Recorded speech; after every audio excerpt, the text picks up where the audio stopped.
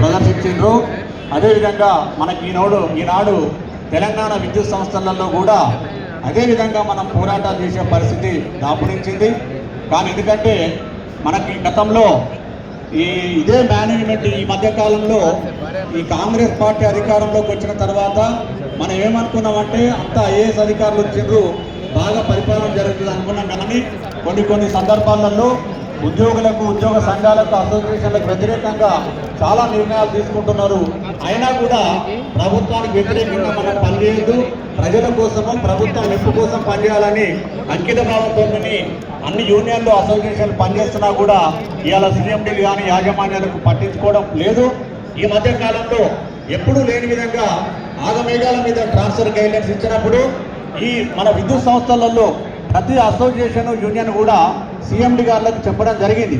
తర్వాత ఎప్పుడైతే గతంలో ఏ విధంగా ట్రాన్స్ఫర్ పాలసీ గైడ్లైన్స్ అమలు చేసినారో అదేవిధంగా అమలు చేయాలని ఏకదఫాలుగా ఇండివిజువల్గా జేఏసీ పరంగా చెప్పినా కూడా ఇవాళ యాజమాన్యాలు మొండి వైఖరితో ముందుకెళ్తున్నాయి. ఇదే విషయం ఇదే కొనసాగినట్లయితే మనకు రావాల్సినటువంటి, మనం సాధించుకోవాల్సినటువంటి పిఆర్సీ కానీ లేదా ఈపీఎఫ్ నుండి ఓపీఎస్ కానీ లేదా ఆర్టిజన్ కార్మికులను, ఆర్టిజన్ ఉద్యోగులను రెగ్యులరైజ్ చేయడము, అదేవిధంగా ఎక్కడ ఏ సంస్థలో లేని విధంగా ఈపీఎఫ్ సీలింగ్ పెట్టారు. జూలై 1, జూలై 7, 2023 తర్వాత ఉద్యోగులు ఎవరైతే జేఎల్ఎం కానీ, అసిస్టెంట్ ఇంజనీర్లు కానీ, సబ్ ఇంజనీర్లు జాయిన్ అవుతున్నారో ఏ ప్రభుత్వ రంగంలో కూడా ఎక్కడ కూడా సీలింగ్ లిమిట్ లేదు. ఈరోజు మన పరిస్థితి చూసినట్లయితే ప్రైవేట్ రంగంలో కూడా ఏదైతే బేసిక్ డిఏ మీద రికవరీ చేస్తున్నారో కానీ మన విద్యుత్ సంస్థలలో కొత్త విధానం పెట్టిండ్రు.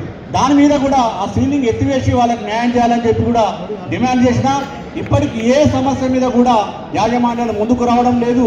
పైగా వాళ్ళకి ఇష్టానుసారంగా పోతున్నారు. మొన్న ఈ మధ్య కాలంలో జేఏసీ నుంచి ప్రతి అసోసియేషన్ యూనియన్లను పిలవడం జరిగింది. సీఎండీ గారు, గౌరవ సీఎండీ గారు ఏం చేసిండ్రు, మనకు 4 గంటలకు టైం ఇస్తే 5:30కు వారు రావడం జరిగింది. వచ్చి ఏం చెప్తున్నారు, ఇప్పుడు మనకు లెటర్లు ఇస్తున్నారు కానీ ఎజెండా చెప్పడం లేదు. అంటే ఎజెండా లేకుండానే అసోసియేషన్లు, యూనియన్లు పిలుస్తున్నారు.